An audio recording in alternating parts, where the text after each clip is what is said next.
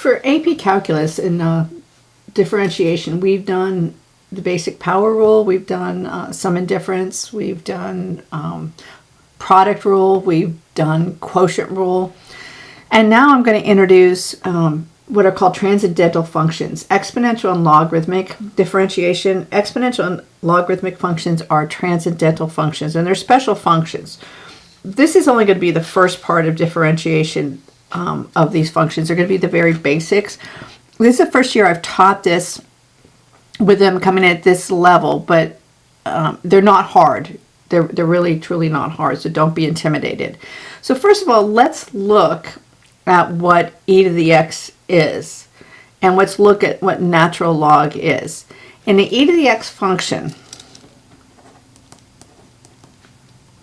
it's an exponential function, and all exponential functions, all parent functions, are going to go through the point 0, 1. And you can plot points. The problem with the plotting the points is everything's going to be a decimal because e is a constant. So this is what the function looks like. So it's increasing over the whole domain, but the y value, it never goes down below 0. It has a horizontal asymptote. And so what is e? Just like pi, e is a constant. And so a lot of students tend to forget that. And when taking multiple choice AP test or any AP questions, that's one of the things that will trip up students the most, is thinking that e is a variable, and it is not. So what is e? Okay. If you take the limit as x approaches infinity of this function 1 plus 1 over x to the x power, this function here, as x approaches infinity, it's going to approach a value. So let's look at that graphically. So I've got 1 plus 1 over x, and I want to raise that to the x power. And let's see, I'm going to make sure, let's look at it this way. As x approaches infinity, look what's happening. I've got these weird decimals. So let's go ahead and look at this in a different way. Let's go to ask on the table. And when I go here, I can now put in values. So if I put in 0 for x, I cannot do that because 1 over 0 is not possible to work with. So I'm going to try 1.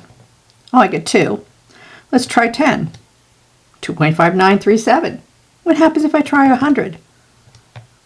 2.7048. Let's try 1,000. 2.7169. Try 10,000. 2.7181. Let's try 100,000. 2.7183. So this value of e in my calculator, there it is, second and the division symbol, is 2.71828.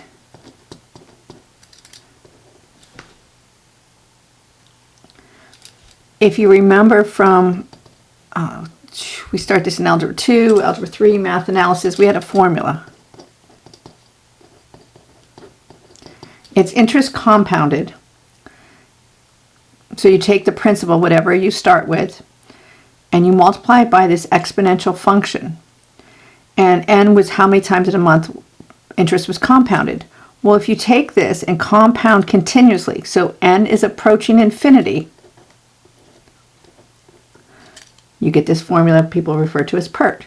P multiplied by e raised to the RT power. This e is this 2.718. So now let's look at the derivative with respect to x of e to the x is just e to the x. It truly is that simple. This function is constantly increasing. The slope is positive for every tangent line along the way, and it is the same thing as e to the x. If we look at the natural log of x, natural log functions all are increasing over the whole domain. It does not have any values less than or equal to 0. You cannot put a 0 in here. Natural log of 0 does not exist. And there's all the properties. I usually review those, but trust me for right now. You can look back at these properties if you wish. So this is always increasing, but the derivative is not going to be this natural log x. This is forever increasing. It's going to be the reciprocal function, so equals 1 over x. And for this, we're going to say x has got to be greater than 0. We cannot take the natural logarithm of a negative number. So I'll give you some examples with this and show you how it's used now that you've got quite a repertoire of differentiation rules. This first example, I have f of x equals e to the x plus 6x squared. Well, this is saying this function plus this function. So we're doing a sum. And we're just going to use basic differentiation. So the derivative of e to the x is e to the x. The derivative of 6x squared is plus 12x. That's it. That's where it ends.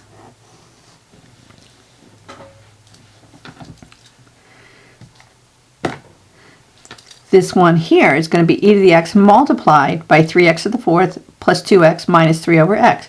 You could distribute and put e to the x into all of these, but it actually makes it more complicated, so I'm just going to use the product rule.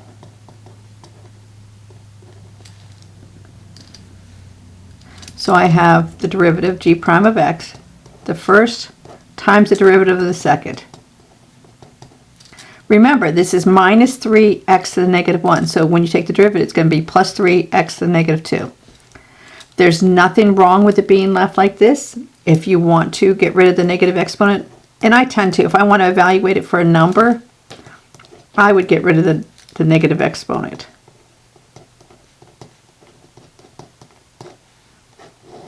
Either answer is correct. On a multiple choice test, you would see either one of these and that would be fine. If you're doing a free response question and you want to stop here, there's nothing wrong with that. Okay, this next function, it's sine of x divided by this e to the x minus 2. So this is going to be your quotient rule. So dy dx, low, d high, minus high, d low, careful, the derivative e to the x minus 2. E to the x, the derivative is e to the x. Minus 2, this is a constant, so the derivative is 0. And then e to the x minus 2 squared. Nothing wrong with it leaving like that. I'm just going to clean it up a little bit. I have dy dx is going to be e to the x cosine x minus 2 cosine x minus e to the x sine x all over e to the x minus 2. Don't ever multiply the denominator out together. You're more than likely to make a mistake. Your denominator stays e to the x minus 2 squared.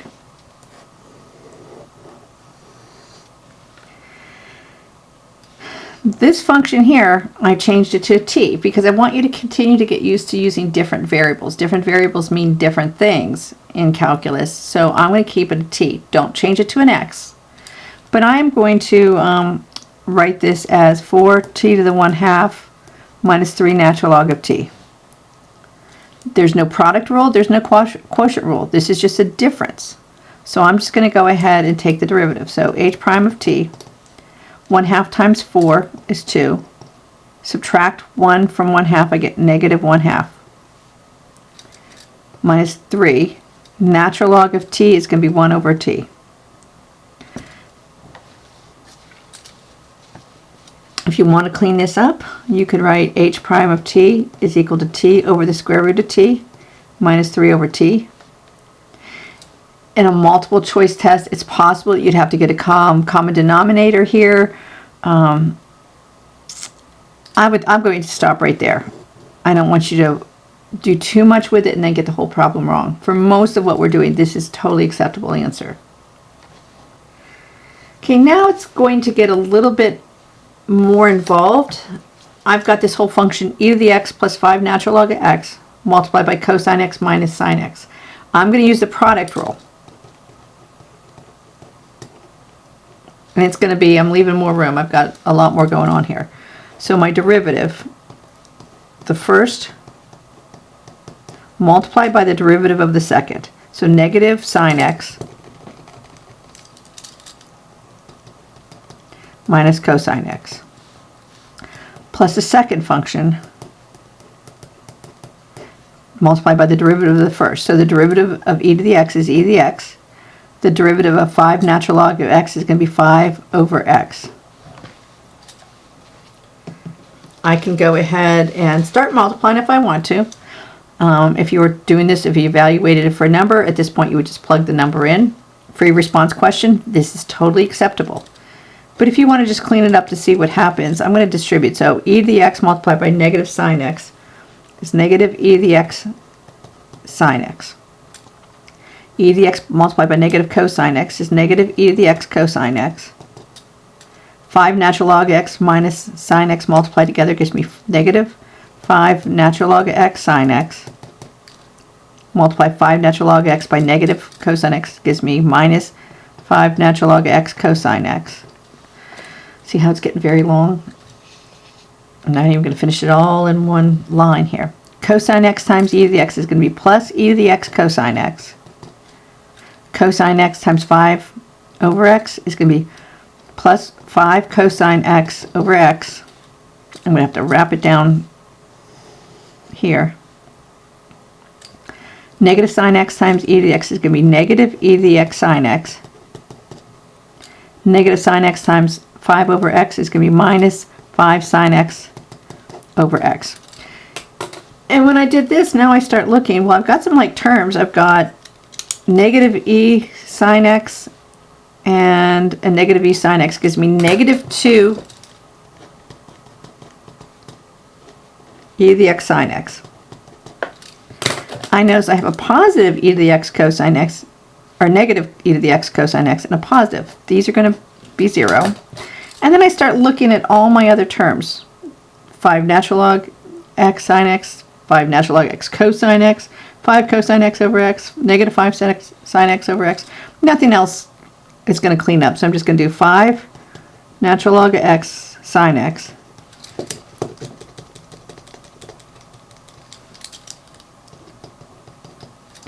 minus 5 natural log x cosine x plus 5 cosine x over x minus 5 sine x over x.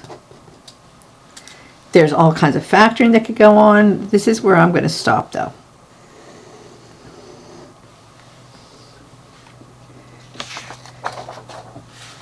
On the back, got one more example. This is going to be natural log of x over x plus 2. I want to do, this is going to be a quotient rule. And most of the time students look at it, quotient rule is more involved than product rule. But in this case, this ends up being a lot easier problem than the last one. So I'm going to do quotient rule. So dy dx, low, d high. So the derivative of natural log x is 1 over x. Minus high, d low. The derivative of x plus 2 is just 1 over x plus 2 squared. I'm going to distribute just because I notice x multiplied by 1 over x is going to be 1. So x over x is going to be 1 plus 2 over x minus natural log of x over x plus 2 squared. There's nothing wrong with this form or that form. It shows you can do the derivative. In a multiple choice test, you're probably not going to see this 2 over x. You're going to get a common denominator. So I would rewrite this as x over x plus 2 over x minus natural log x over x all over x plus 2 squared. This x is in the denominator. I'm just going to move this all down to the denominator and say this is going to be x plus 2 minus natural log of x. Move this denominator x and then x plus 2 squared. On a multiple choice test, this is probably the answer you're going to see. But once again, there's nothing wrong with stopping here. And if you're plugging in a number, it might just be easier to plug it in here instead of taking the risk of making a mistake along the way. That's all we're doing in this section with derivatives of exponential and logarithmic functions. But I wanted to show you how it's going to change.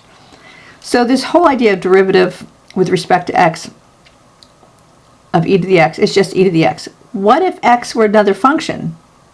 We're going to call that function u, and it becomes a different derivative. If the base was something other than e, say the base was an a, it becomes something different. So these are going to be done later on. Logarithmic functions also. Here's the one that we're doing.